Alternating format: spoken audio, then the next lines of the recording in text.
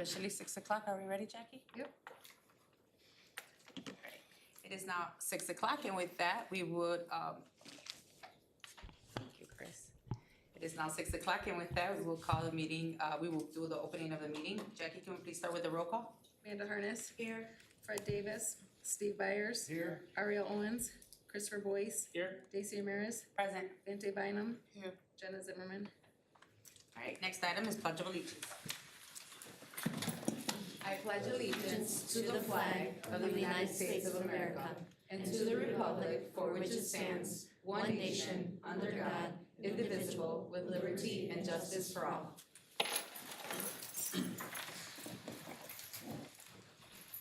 Alright, the next item is public comment. Members of the public who wish to speak to the board shall complete a request card prior to the start of the meeting. This section of the meeting will be reserved for comments from the public. All comments should be limited to 3 minutes. Criticism of individuals is not in order. Jackie, do we have any comments? None. Thank you. Next is board correspondence. Do we have any board correspondence? You attended the game? Oh, yeah. I went, Vante went, and Amanda, we were all at the FNBO Challenge last week. Excellent game. Could have ended a little differently, but you know what, that's okay. It was a good game, it was a close game. So that was awesome. Looks like the booster clubs both did very well last week in supporting our athletics department, so that's exciting and a great thing to see. And we've got coming up on the 11th, the FFA auction. So, you know, if you want to go to that, there's a pork chop there beforehand. I'll be there, probably spending money on quilts that I don't need again, but that's okay. And he did I'll be last there year. for the rabbit. I think there's a rabbit this year. I think I've already gotten the hen and the duck, so, yeah. Trifecta. Awesome. Anything else that anybody would like to add? No? With that, I did send out the list of committees, for us to start reviewing them. If you could please, take a, look at the list of the committees and get back to me, with your interest on that. I will greatly appreciate that so that I could forward it to, Minerva, so that she can forward it to the appropriate directors, and we can be added to those, the email list for those, committees. I will also be sending the list of all of the schools, so if you have any particular schools that you have in mind, that you know that you would like to be the liaison for, just let me know as well, and I can start creating that list already. And then once we have that master list, I will share it with everyone, and then I'll share it with Minerva so that she can send it to all of the building administrators, and then they can know who the liaison is for each of the schools. Alright, anything else? No? Okay.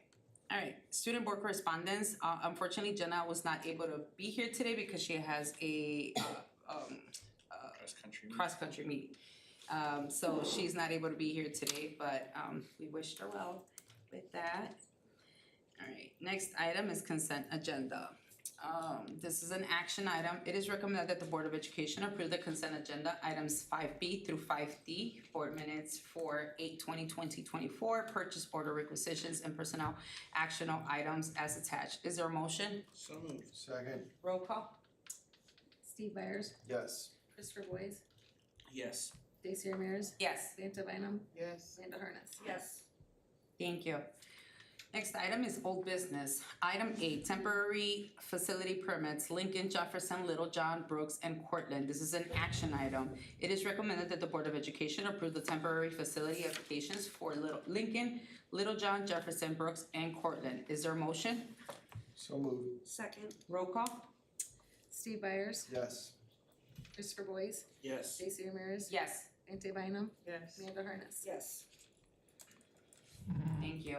Item B, request to bid, Summer Projects 2025. This is an action item. It is recommended that the Board of Education approve administration to go out to bid for the following projects: seal coating, stripping at DHS, HMS, and Cheeseboro, concrete asphalt, repairs in the district, parking lot replacement at the educational center, toilet room renovations at Lincoln, lighting and seating upgrades at Little John, flooring replacements at HMS, renovations at Ed Center, HMS, and Lincoln, track resurfacing at DHS, playground replacement at Tyler and Little John, roof replacement at HMS, HVAC improvements in the district.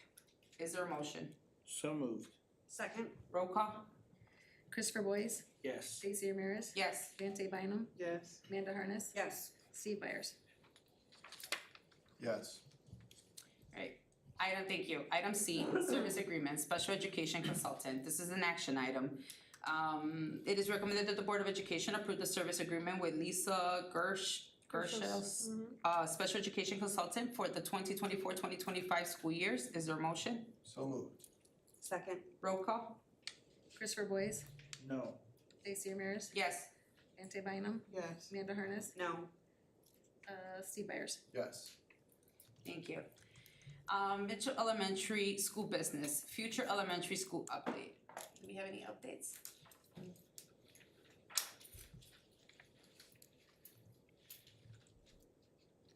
I decided to come each month, I try to provide some pictures and some updates of some progress. I love showing off the pictures, it's amazing how things change in a week, let alone a month. So just wanted to show you some quick ones while we're here.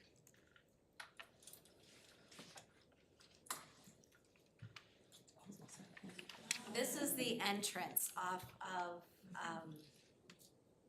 Normal Road. You can see this is that accent piece that's going to be the purple color that matches the school colors. And you can just kind of sort of see an accent in the middle, that circle, because as you can also see, there's some different shaped windows in that so that we can accentuate the fact it's an elementary school. But this will be the main entrance. This is the same look but from inside. So our visitors, staff, and students will be coming in through this entrance. And then this open area over here will be the main office suite. So as soon as they walk in, to the left, there'll be a secure vestibule and they'll be able to walk in through there. To the right, this is actually the workroom and break room. I believe it's a workroom and a break room that's separated just to the right on that same corner. I like the way the windows I show know, with the the different shapes. I love that.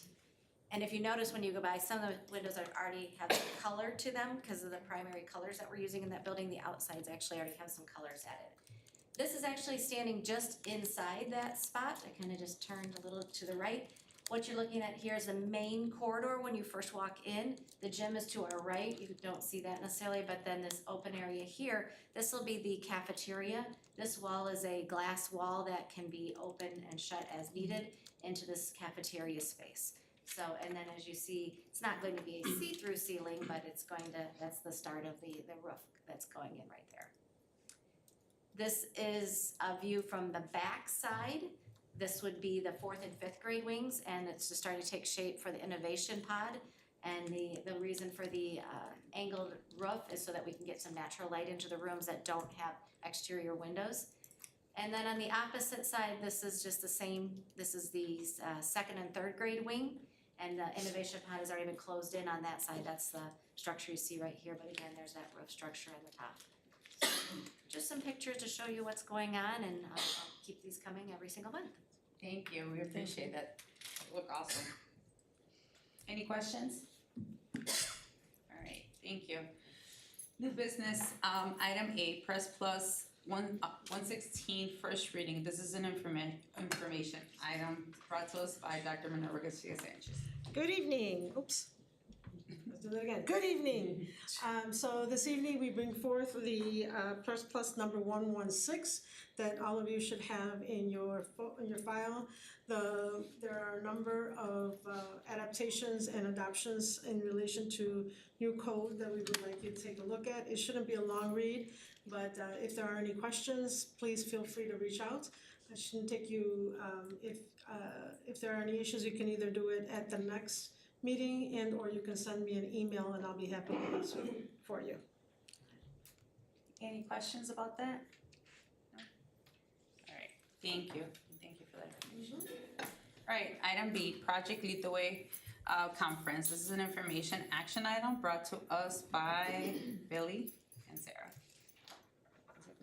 Good evening, everyone. I'm gonna WWE tonight, and I'm gonna be tag teaming today. So or tonight, I'm gonna go ahead and pass it on to our STEAM manager, Sarah. She's got some information on a great opportunity for Project Lead the Way conference that is coming up.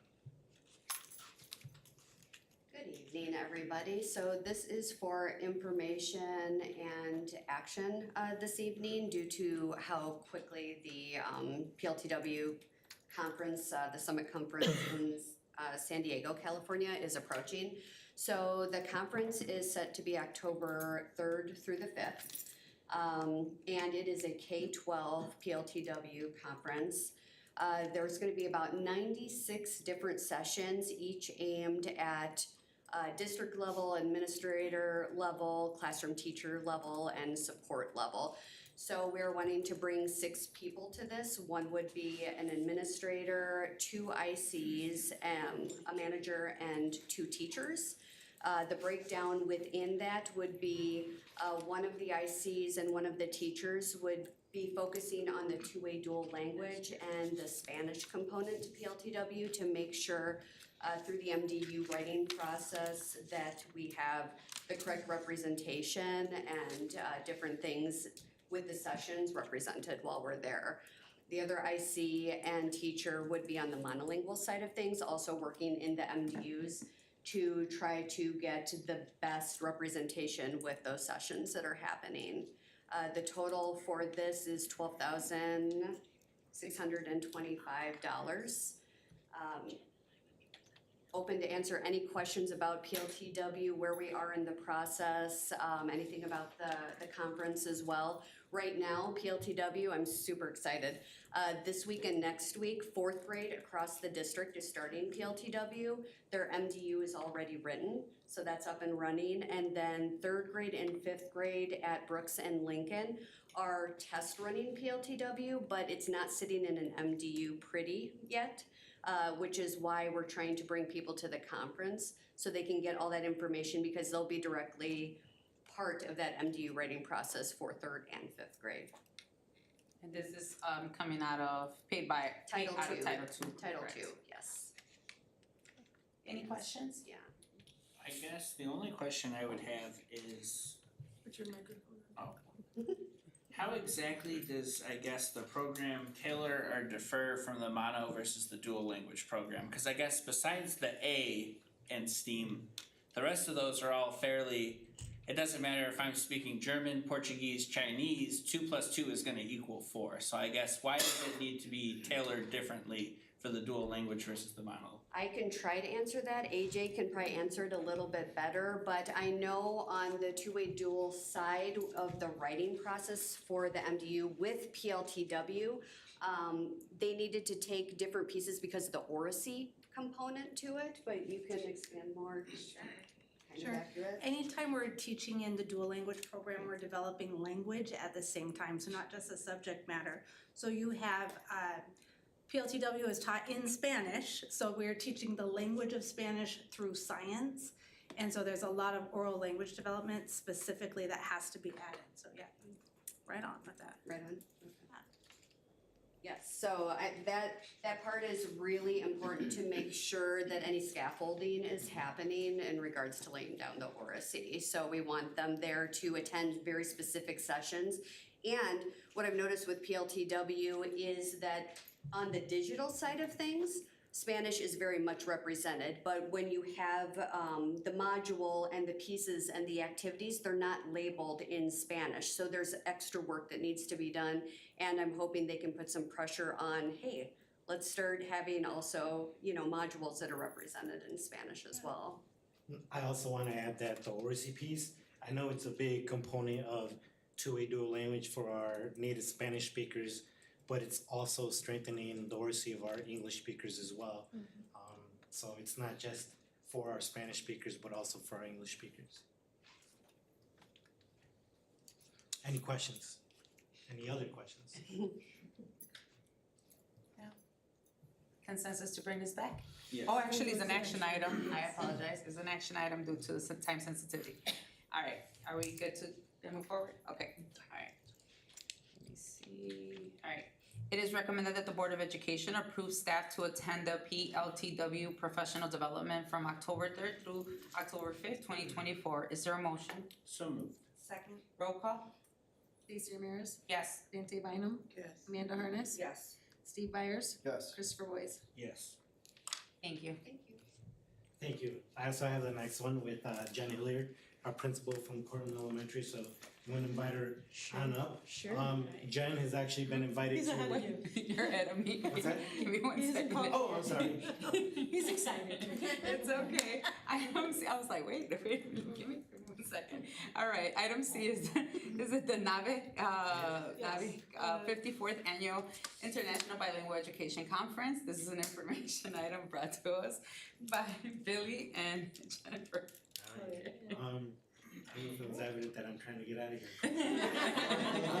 I'd like to get to a volleyball game It's too, awesome so. outside today. So Jen Hilliard and Janet Roshman, a kindergarten two-way dual language, have been invited to present at NABE, the 54th Annual International Bilingual Education Conference. If you all recall, Monica Nett, Dr. Monica Nett Parker, Dr. Henry, Dr. Shaw, and myself were also invited to La Cosecha and Dream Deferred. We were actually able to recruit a couple folks. So I think this is gonna be a great opportunity, not just to showcase our two-way dual language program, but we have a great instructional leader right here to my left, and I think she's got a lot to share at that NABE conference with one of our veteran, actually, Yeah, teachers. in as two-way does dual language. Janet. You know, she, obviously we're at 4th grade for two-way dual, and every year we learn new things. And so she is one of the teachers that's obviously been doing this the longest in my building, plus her time in one-way dual language.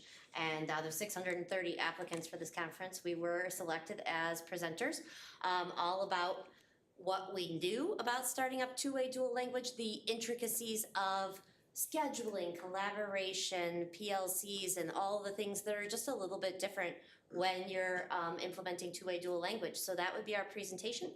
The conference is in Atlanta in February, and we would be presenting all 3 days. And it'll come out of Title II. Congratulations, by the way. Thank you. We You were super selected excited. out of Yeah. 600 plus, Yeah. that's awesome. We were very excited, so thanks for your consideration. Any questions? Any questions? Yeah, questions? All right, consensus to bring this back? Yes. Thank you. And item D, La Cosecha Conference, this is an information item brought to us by Ms. AJ Crook and Billy Wermo. I took a step back, so I wouldn't. Go ahead. It's okay. And this is an information item. Sure, so we have the opportunity to send 4 people to La Cosecha Conference. It is a dual language conference. Every year we try to add a grade level who gets to go to a dual language conference. Over the last few years, we've had people who have left us, new hires, so this time we're looking to send a kindergarten team plus 2 of our professional development leaders. One of the ways that we address professional development in our program is having grade level leaders. So they get lots of training, then they go back and train their grade level during PLCs and other times. So we have 2 leaders who have chosen this as a conference. It's part of their reward plus their own building of background knowledge for providing PDs. So this would come out of Title III funding, which is specific for English language learner programming. Any questions about that? No? Consensus to bring this back? Yes. Thank you. All right, item E, service agreement, speech and language, with Agape Therapies. This is an information action item brought to us by Mr. Kyle Gertis. All right, good evening.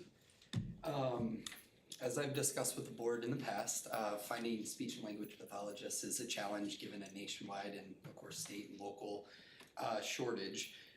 So we have continued our search and have broadened that to consider teletherapists again for this coming school year. We have partnered with a really good partner of ours, which is Northwestern Illinois Association, who helps us with some of our speech and language supervision. So our current speech paths get some kind of oversight from that group. They helped us actually screen different candidates that are out there for teletherapy to try and find the best candidates for our district, knowing a little bit of what our kind of makeup is. Really excited that we had 2 candidates come forward that are bilingual, so Spanish and English speaking. Which was not something that I had on my bingo card is to find. So what I have for this item, and then I'll continue to talk for the next agenda item, is a virtual speech and language pathologist that can provide, for this specific agreement, 30 hours a week of virtual services for a cost of $85 an hour which would be about $87,000 over the course of this school year. So our hope would be to get this started. It's an information action item, just so we can get services up and running as soon as possible for students. Any questions? No, not for me. Anybody has questions? I mean, I'm glad that we're finding the services, even if it's obviously, you know, virtual. I mean, ideally, it would make sense, you know, it would be preferred for us to have them in person, but even if we could get the services virtually, it's great that we're able to still meet the need, so.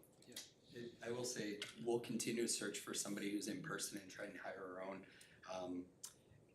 Surprised that there were more virtual options at this time during a school year, because last year there weren't as many out there, so we kind of got lucky.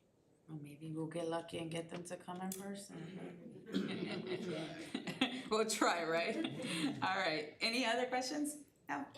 All right, this is an information action item. It is recommended that the Board of Education approve the service agreement with, is it Agape? Agape. Okay, Agape Therapies for the 2024-2025 school year. Due to the urgency to fill the position and initiate speech and language services, it is requested that the board consider this item for information and action. So let me reread this again, so because this is an action item now, because I'm reading the summary actually as attached. So let me just make the actual statement. It is recommended that the Board of Education approve the service agreement with Agape Therapies for the 2024-2025 school year. Is there a motion? So moved. Second. Roll call? Ante Bynum, Yes. Amanda Harness, Yes. Steve Byers, Yes. Christopher Boyes, Yes. Casey Emeritus. Yes. Thank you. All right, next item is item F, service agreement, speech and language pathologist, therapy care. This is also an information action item brought to us by Mr. Kyle Gertis. Yeah, very similar description again. This particular contract would be for 37 and a half hours a week, so an extra day per week, at a rate of $85 an hour. This individual is bilingual as well, so Spanish and English speaking. So the total cost of this contract would be $108,375 through the rest of the school year. Any questions? Questions? Isn't our school day only 6.5 hours long? So I guess what is that extra hour and a half that we're paying for? So it's a good question. So the 37 and a half hour kind of week is built out to where there is additional time beyond our student school day for things such as, you know, paperwork, potentially meetings. And there are some situations, not all, where our contracted people can provide services to students that don't go to our schools, meaning that they're homeschooled or go to a parochial school, and that will allow them time outside of the school day too. Pretty relatively standard rate when it comes to contracted to look at a 37 and a half hour week. Any other questions? All right. It is recommended that the Board of Education approve the service agreement with therapy care as attached. Is there a motion? So moved. Second. Roll call? Amanda Harness, Yes. Steve Byers, Yes. Christopher Boyes, Yes. Casey Emeritus, Yes. Ante Bynum. Yes. Thank you. Item G, staffing request instructional assistant 2.0 FTE increase. This is an information and action item brought to us by Mr. Kyle Gertis. So this all ties together. So this request is for 2 additional instructional assistants that will support the delivery of our virtual speech and language services. So when we do virtual services, there's obviously somebody on the one end of a computer. There also has to be some logistics and some navigating to get students from point A to point B, wherever that service is gonna take place. For some of our older kids, once you kind of show them, they get the routine down, they can navigate a building independently, they're expected to do so.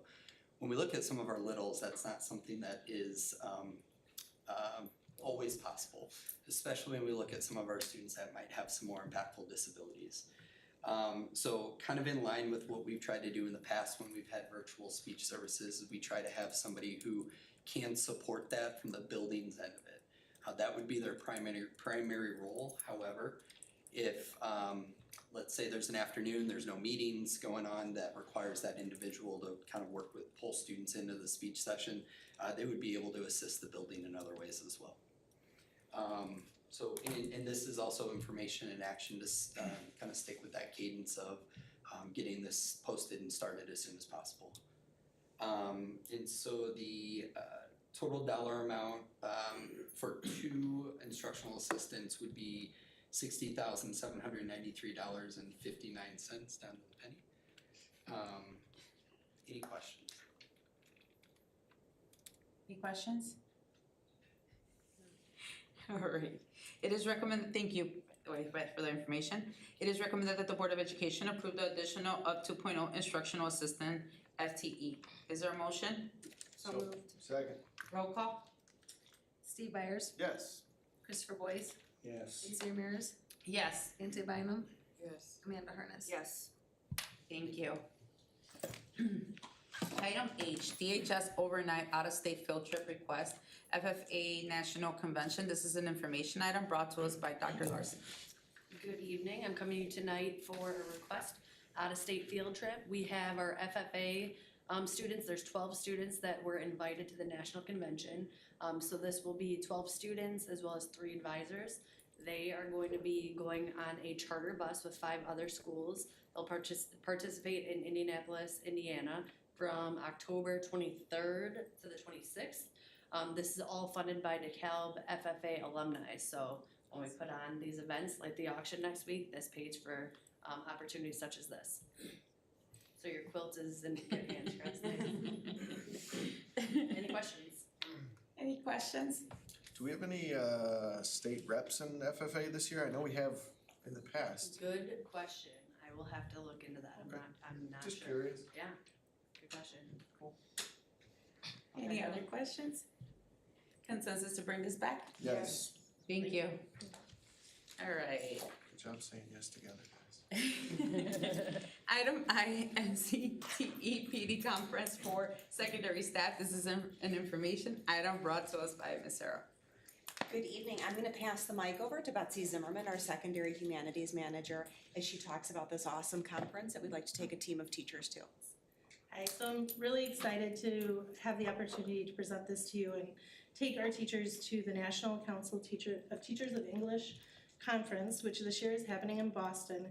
It takes place over 3 days in November, November 21st through the 24th. The request is for November 20th that we take a travel day in the evening after school hours so that we are there ready to go bright and early at the beginning of the conference. And over those 3 days, there's over 400 sessions, all focused on teaching, learning, and assessment within secondary literacy. There's elementary stuff as well, but this conference really focuses on grades 6 through 12 and post-secondary. And so that is super important to me as I look at secondary and their professional development, that we find things that are geared specifically towards them. We're looking to use Title II grant funds, and that would include registration and then membership for the 4 teachers that would be attending, and then I would be attending as well, into the National Council of Teachers of English for the entire school year, which is more PD and national community membership. And it's a really great community of ideas on how to propel the field of English teaching forward. And it's all done from teachers. You can't belong to the organization unless you are an educator. So it's all done within-house, within the field. And then it includes lodging and meals for those 4 teachers as well. Any questions? Consensus to bring this back? Yes. Thank you. All right, item J, MOU with 4C Agency. This is an information item brought to us by Billy Ormo and Kim Lyle and Kyle Gertis. This is not Kim's first rodeo, so I think I'm just gonna go ahead and pass it off to you, Kim, and It's been a while since let them know the work we're doing. Thank you. We have a grant called Preschool for All that supports about 75% of the employment for our center. And so part of that grant is you have to have partnerships with organizations. We've had them for years, but we haven't normally formalized them. So we are now starting to formalize them. So this is the first one I'm coming to you with. I'll be back in December when NIU is ready to be renewed. So this is a partnership where they support our kids. Our kids are 3 through 5. They support them prior to that. Often they've already know the families and they know the students. So when we offer screening, which is done monthly, they attend our screening. They have their own little setup there. And as a family comes in, they tell them about the services they have. And then if they're interested in a 1-year-old or a 3-month-old being assessed, they offer those services to them. They set up a time and they meet with them outside of the school. They're phenomenal. They come to all of our family nights. They come to all the screenings, not only to do that, but also to reach out to students. They bring them books. They bring them all kinds of fun things like that to make that connection. They offer a ton of services in the county. And so this is $15,000 that comes out of our grant to pay them for their time, services, materials. Really, it's a very tiny amount of money for everything that they do for our building. But it's a great organization, and so this year Shauna helped us formalize it so that we have it documented the right way now. So that's what that's for. Any questions? Consensus to bring this back? Yes. Thank you. Thank you. All right, item K, Little John, replacement of the mobile classroom. This is an information item brought to us by Ms. Tammy Carson. Thank you. Back in May of 2017, a decision was made and the board approved the addition of a mobile classroom at Little John Elementary. The decision to do this was not made until May, which caused us to be have not a lot of choices in regards to what mobiles were available to obtain and install over the summer. And to make sure that we had it by August, the only option we had at that time was a unit that had just 2 classrooms in it. Did not have a vestibule area inside, like an entryway. It also does not have bathrooms. Over time, we've used it. There's a lot of pros and cons to that. And so some decisions and discussions have been taking place regarding concerns regarding safety of students in regards to having to leave the mobile to go into the school building if they need to use the restroom, as well as because there's no vestibule, anything that is brought into the building, there is nowhere for them to stomp their feet and dry their feet off before they're entering into the spaces. The spaces are currently used for a music classroom and the STEM lab, and there's also they utilize a dual purpose for a conference room. So what we are bringing forth is a recommendation to replace that mobile classroom with a new mobile classroom unit that is available if we do look to make this decision in the next 30 days. That mobile classroom would be replaced in the early part of the summer if we could get on a schedule early also. So it's not the mad rush we typically have when it's coming or arriving on our site, say early August. There is a cost to removing the current mobile and bringing a new mobile in. That cost is approximately $125,000. And then the additional cost would be to either make a decision to rent the unit or to purchase the unit. Rent is currently I have to verify this, but it'll be about $25,000 a year. We normally sign into a 3-year lease, and then because of the needs, we have the option to renew or have it taken away at that time. Or we can purchase it at this time. The current quote I'm receiving is estimated $160,000 to purchase it. If you remember, we do have 1 unit that is owned in the district right now, that's Jefferson Elementary. The other units in the district we are currently renting. And just for clarification, with Mitchell Elementary opening, what are the mobile classrooms that we will still continue to keep regardless of that school opening, or the opening of that school? Billy? Little John and Jefferson. So why do we need to keep the mobile open? I just now wanted we to have make Mitchell sure that- Oh, why do we have to keep the one at Little John open? I was asking like if aside, obviously once the Mitchell Elementary School opens, we still will have the need for 2 more mobile Right, schools, and right? And this Jefferson one is one of them. Little John. But Jefferson's the one. Oh, Lincoln, I'm sorry. Lincoln and Little John. And which one do we own right now? Jefferson. So we wouldn't be keeping that one open then, or we would be? We're not keeping it open. It would be used as storage, which it has been over the years, in the past years, since it is owned and on the property. And then I know that for this particular mobile classroom, right, there was conversations that were taking place in partnership with DCTA in administration, and the concerns were brought forth during some of those meetings about like the bathrooms and things like that. So there was a request that was actively or in collaboration, I should say, with the teachers or with DCTA to try to bring this forward to the board because of the needs and they had mentioned something about, you know, especially during the months that it's very cold, how the kids going back and forth and, you know, from the mobile home to the actual building to use the restroom, that there were some concerns with that, and then also with aides, not being able to have enough aides sometimes to transport the kids back and forth. So just mentioning that. Yep, Little John's like it's a very community school, so if you've been to Little John, if you go through our parking lot, kind of the back where the garbage can and the playground is, if you go through that, there's a sidewalk that then goes to the parking lot that then goes to Jewel, so it's like a nice little shortcut that a lot of the community likes to use. So just for safety in itself, with the adults that are going by, sometimes it's I mean, it's nice to have that safety for our students to be able to use the restroom right then and there instead of sending them to door one and having them buzz in and then, you know, where did they get there, did they not get there, and then now they gotta go back as well.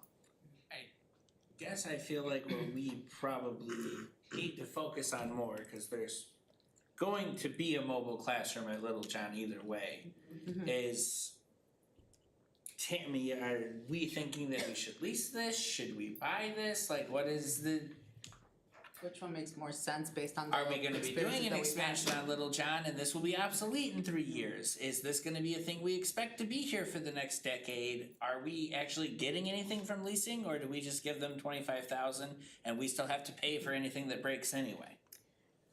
Answering that question first, the maintenance on it is provided by the company that we lease it from, to the extent that it's not normal wear and tear or vandalism or something of that nature. We have worked in cooperation with them, so they have been very cooperative in assisting us with that. In regards to long-term need, the next projected school to obtain an addition is actually Lincoln over Little John.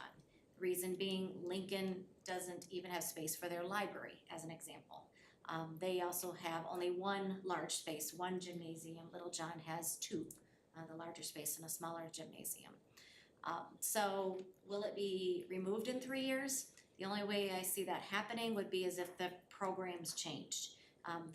Currently, and Billy can speak more on this, it's the two-way dual language and keeping that a 3-section school is the reason why we don't have enough classrooms to be able to have the STEM lab and the music room inside the building. So unless that changes, I don't see that the mobile is going to be removed in the next 3-ish years. So then is a better option than to purchase the mobile classroom, ideally? You know, basic math tells me after 6 and at 6.4 years, I think it is paid for, assuming rent doesn't go up dramatically. Maintenance, I can't necessarily say exactly what it would cost us in maintenance costs over that time. Having a newer unit, it obviously should be less, and there should be, it would come with a 1-year warranty, I believe it is, on all the mechanicals of it. So from a cost-effective way, yes, it would most likely be more cost-effective that we purchase the unit. Armir, do we have the money in the budget to buy it? So, the budget I'll be presenting next week, we do have a surplus of about 2 million, so this can be used for this purpose, to buy, to purchase, or to rent it. Is there a way, Tammy, if we go ahead and purchase it, you can try to negotiate down that 130 because we're buying up front? The The 100, no, the 130 to remove the current and place the new.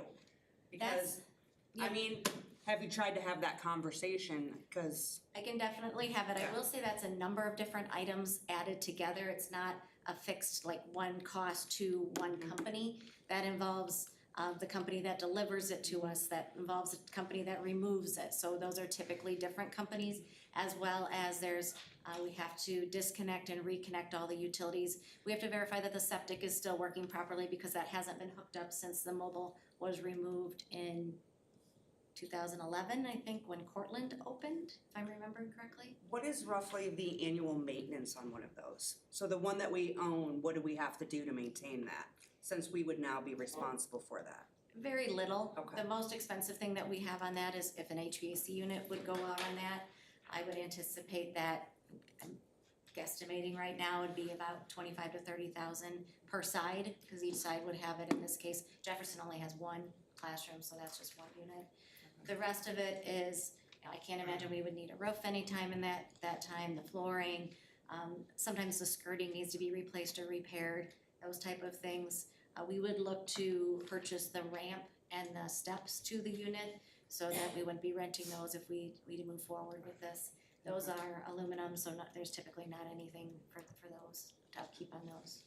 And for the one that we actually own right now, have we seen any major expenses on it that we've had to make since we've actually took ownership of it? Well, that one, I'm not even exactly sure when we took ownership of that. It has been there at least 15 years. It was here before I started. The only thing I can think there again has been HVAC repairs, so again, Nothing major. Okay. significance.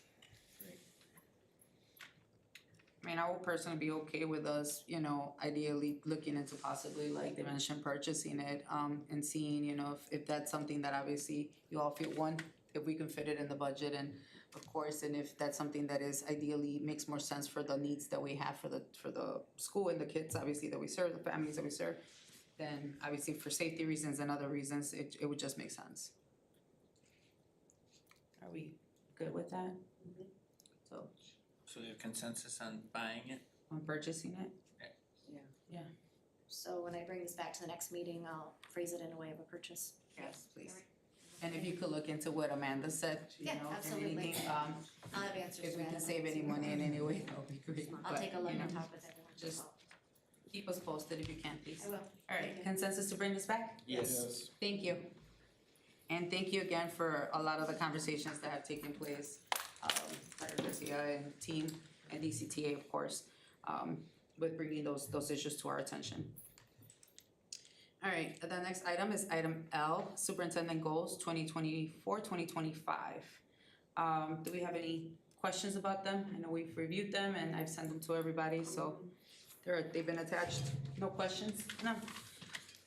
Okay, so since this is an information action item, it is recommended that the Board of Education approve the 2024-2025 superintendent goals as attached. Is there a motion?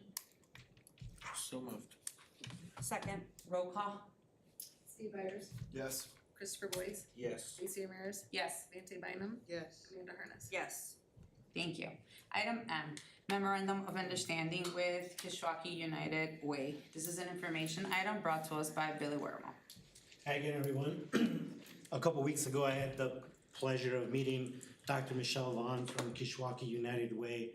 Kishwaukee United Way has teamed up with, or they actually received a grant from Meta to be able to get what they call 2-in-1 kiosks.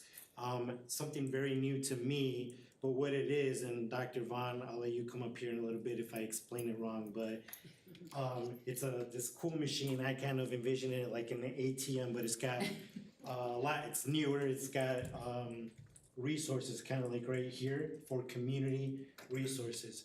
The very cool thing about when Dr. Vaughn explained it to me on the resources that we have available, it doesn't take anybody's like personal data or anything. Then nobody puts their personal information in it. But there were families outside registering, and I asked them if they felt that having something like this would be beneficial to them, and both families said absolutely. So if we can get these resources and have them available to our families as they're registering, or maybe they're registering because they're new in town, they don't know what resources we have within even DeKalb County, why not, right? Why not partner with our families and give them those resources and those opportunities that they need? So we asked Shauna to create an MOU. We actually get a little stipend out of it, $750 to cover the Wi-Fi and the electricity that we're gonna be using with the kiosk. So very generous of Kishwaukee United Way. Is the $750 being covered by a grant that United Way receives, or is that coming from their actual general budget? Okay. If you don't mind stepping up to the, so they have to hear you in the microphone, sorry.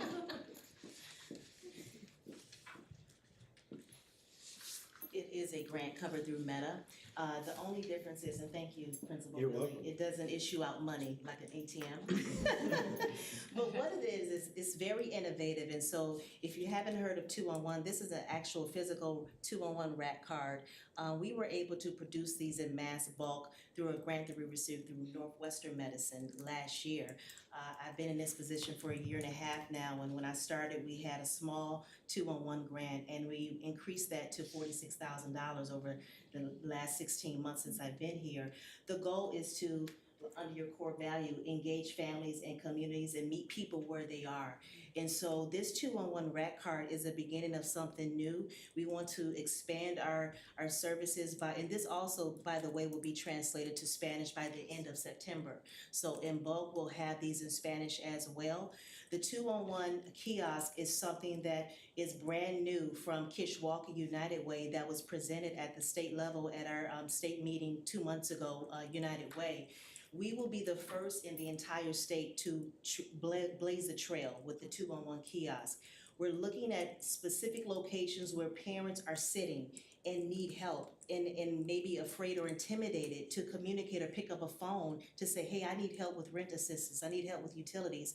And they see this kiosk, it's very confidential, and they walk up to it and it's already preset and pre-designed to search, where do you need help? And it's them taking their own initiative to search. And we're not asking for money, we're asking for partnership, space, opportunity, and we wanna provide money to the district and provide this opportunity to families in need. So with the one-time stipend of $750, is that something that with the grant you guys could potentially put to better use somewhere else? Or is this more, we got the grant, we're very good at also getting grants and going, we gotta spend the grant before it's up kind of deal? Or is this is there another organization you could also partner with to give $750 to where there's more of a price sensitivity, more of a, ooh, we need the $750 to make it work? No, this is very intentional. And so this grant is gonna serve as an intention and in good faith with the school district that this is what we wanna do to sustain and introduce our partnership with the school district, not only the District 428, but it's for the agencies who are gonna host this kiosk. And this is just the beginning of something new. So we already serve 17 other organizations where we fund $175,000. So we want to provide this opportunity and just let you know, hey, we're very serious about this. And so I guess to get more to kind of where my question's going.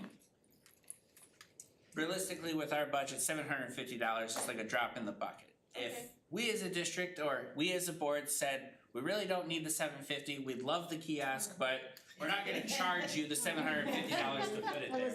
Could you put it to better use somewhere else? always, we're nonprofit, always. So I guess I would like to see consensus from this board to waive the $750 stipend and just allow United Way to put the kiosk in. Core value. Well, okay. All right. I mean, Are there any thoughts on that? right. Is this this is an information.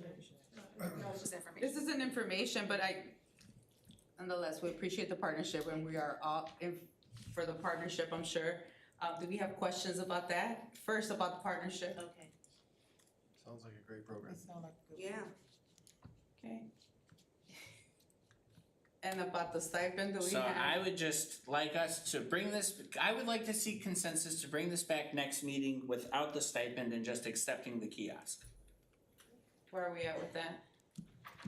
It's fine. Yeah, sure. You can donate it to a Chris class. Chris is the one who always wants all the One money. is the consensus to bring it back as a partner. That would be the first one. And then the second would be a request to have a conversation for the stipend to be not accepted or to keep it.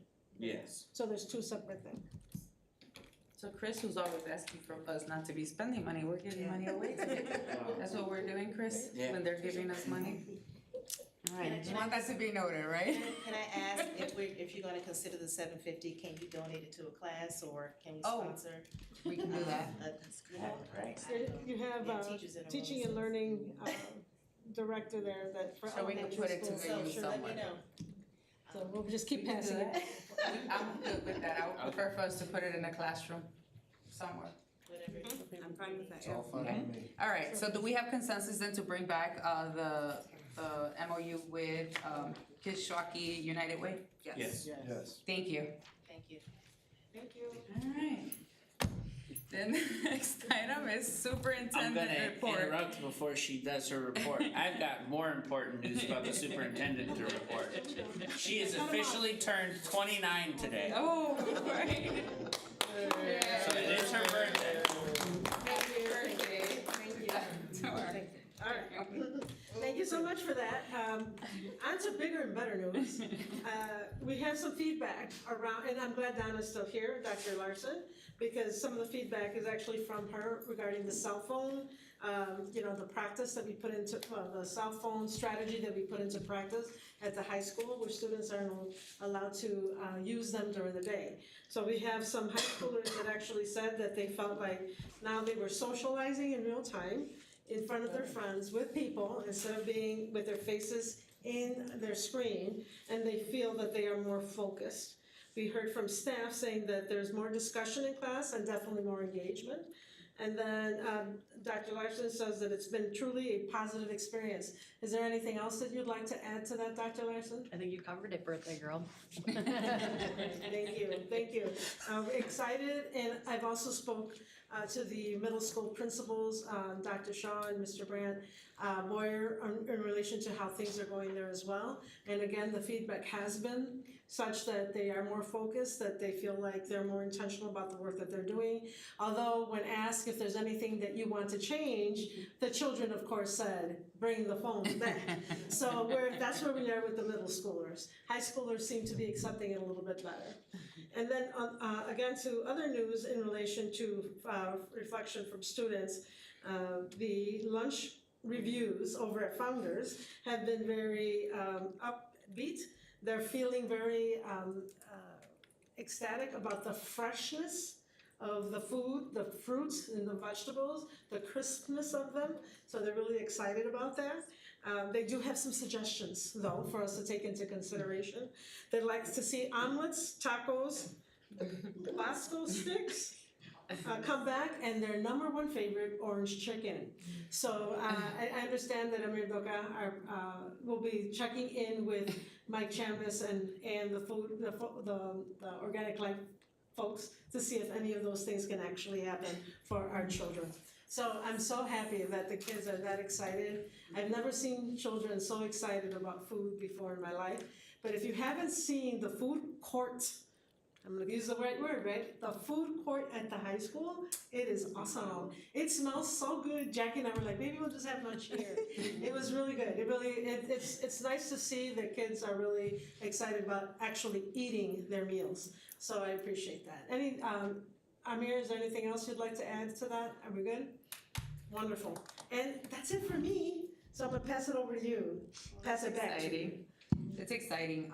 It's always exciting. It's always exciting to hear about the professional development opportunities that are happening, the things that are happening with our students, the partnerships, everything that's coming together, all of the work that everybody is doing to make sure that we bring these services and opportunities not only to our staff, to our students, to the families, and that we continue to build those partnerships outside of the classroom spaces. So thank you for everything that everybody is doing.